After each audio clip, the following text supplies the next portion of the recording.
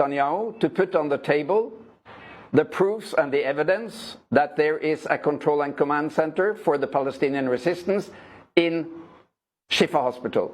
We have heard these claims since 2009. We have twice been threatened to leave Shifa Hospital in 2009 and 2014 because the Israelis were going to bomb it because it was a command center. Now, I have been working in Shifa for 16 years on and off, in very hectic periods. I've been able to walk freely around. I take lots of pictures, I video film. I've been sleeping in the hospital during bombardment. I've been all over. I've never been restricted, controlled.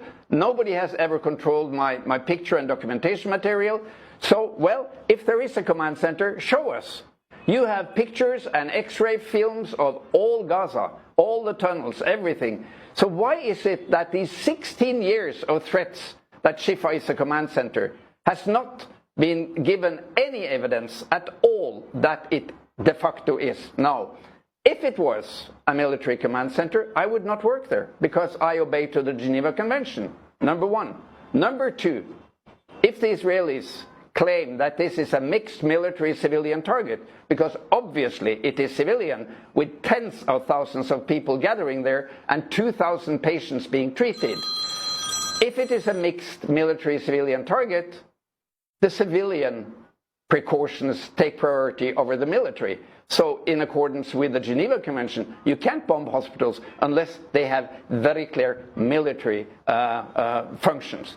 So to me, this is all part of this immense intimidation of the Palestinian people in Gaza. They are threatened with leaflets from the planes and the helicopters. They are threatened by phone calls. They are threatened by, if you stay in northern Gaza now, we define you as a terrorist. What is this? 2023?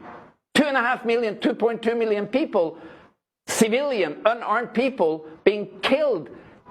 A child killed every 10 minutes. So far today, the number of killed Palestinian children is 3,324, and there are missing 2,062 Palestinian children in Gaza. That's 5,300 Palestinian children killed in 3 weeks. And I asked President Biden, what kind of president are you?